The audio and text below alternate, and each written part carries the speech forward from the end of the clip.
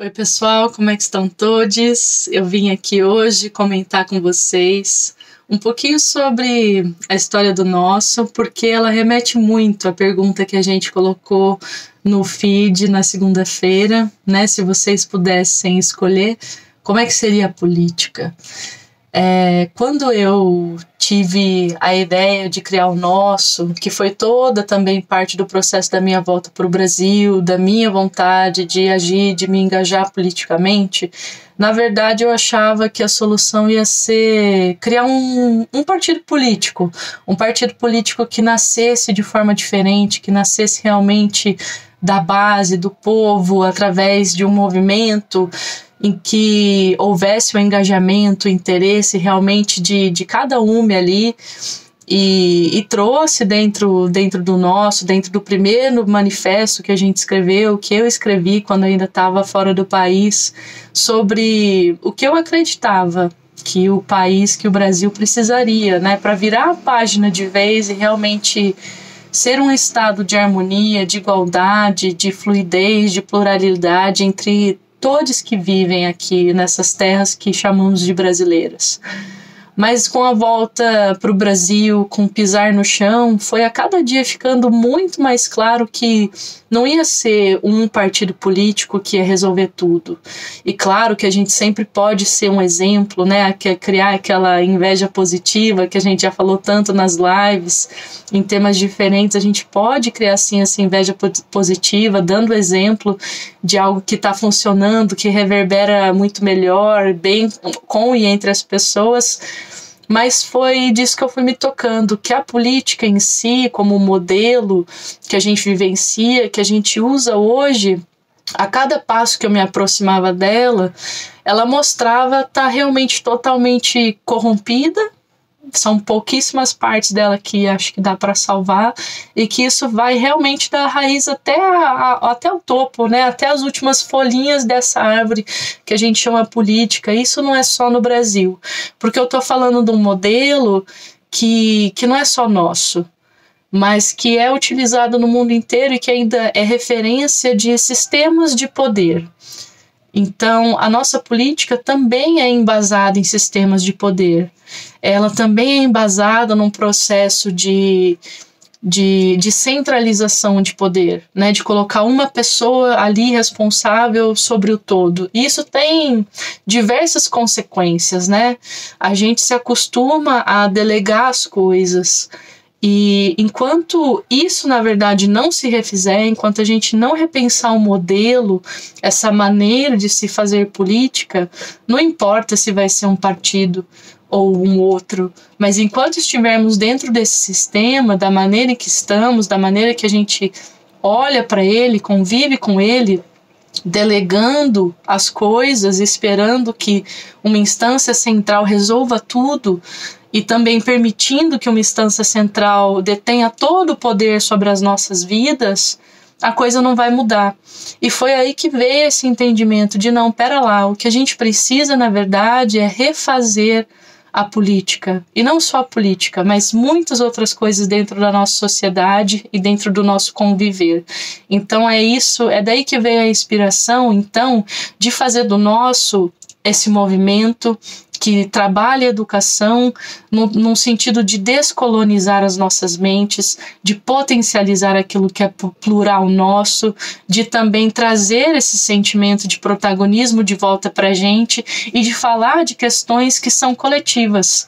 Eu mencionei no post que dentro do nosso sistema atual político já existem grupos que estão encontrando um caminho de trazer elementos do que poderia ser essa nova maneira de conviver, essa nova maneira de fazer política através das candidaturas coletivas. Eu acredito sim que isso vai ser um processo orgânico, que existem passos que vão ao longo do tempo, que eles irão reconstruindo esse sistema para algo diferente, que caiba melhor aquilo que a gente é hoje, ou que seremos muito em breve como sociedade coletiva, potencializada, protagonista de si mesma, que toma responsabilidade por si e pelo todo, isso também novamente incluindo a natureza, E, enfim, como eu falava, foi isso que deu a mudança do nosso, né, deixando essa ideia de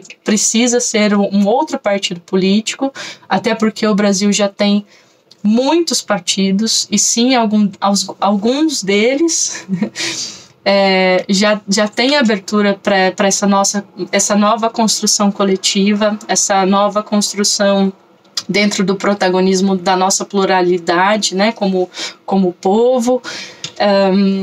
E deixou de ser isso, então, né, porque eu também encontrei exemplos aqui e passou a ser esse movimento de conscientização, né, de trazer à tona reflexões. É isso que a gente procura aqui. Esse tipo de educação que traz reflexão, que traz o empoderamento, a descolonização das coisas. Isso quer dizer a destruição literal desse sistema de domínio, desse sistema de poder. Ou seja, quando eu pensei na pergunta para jogar para vocês, o que me inspirou, o que vem por trás dela é essa visão, ou esse entendimento, ou esse clique que eu tive, né? Isso eu tô falando eu, Carolina, pessoalmente, de entender que é através de um reaproximar com a nossa responsabilidade, com o nosso protagonismo individual e coletivo, que a gente vai conseguir recriar um sistema, ou criar pela primeira vez um sistema, aí eu já deixo para os historiadores, mas criar um sistema em que a gente possa, em que se faça dessa política que hoje está aí, na verdade, supérflua. Não quer dizer que não possa existir uma colaboração. Talvez cheguemos em um lugar de colaboração, mas no qual a sociedade se organize, por exemplo, realmente em grupos. Que se você mora, por exemplo, num condomínio de casas ou de prédios, que você, né, que a gente se faça, né, eu me incluo nesse lugar, que a gente se faça consciente do que está sendo necessário para minha rua, ou, né, vamos começar pelo condomínio, o que está sendo necessário para o meu condomínio, para minha rua, para o meu bairro, para que eu esteja como cidadã num lugar de fala e de colaboração com essa instituição pública, que seja a prefeitura ou outros órgãos públicos que estão ali também para colaborar, na verdade, com a população, que não seja uma coisa mais do lado deles, né, mas que seja realmente nosso, de todos nós. E que essa colaboração possa começar, mesmo que seja em passo de formiguinhas, a existir. Então, que política possa ser, daqui para frente, uma arte de conviver, de realmente conviver com o nosso meio, estando ciente do nosso meio, estando ciente do que é necessário para o nosso meio, para que se a prefeitura ou os vereadores vierem propor alguma coisa, e, gente, vale muito a pena lembrar de novo, a gente está agora em campanha eleitoral, então a gente não teria nem condições, não temos condições de exercer um voto consciente se não soubermos o que é necessário para a nossa comunidade. E aí, quando você está consciente do que é necessário para a sua comunidade, você pode começar até a olhar para o lado. Tá, o que é necessário para a minha comunidade vizinha?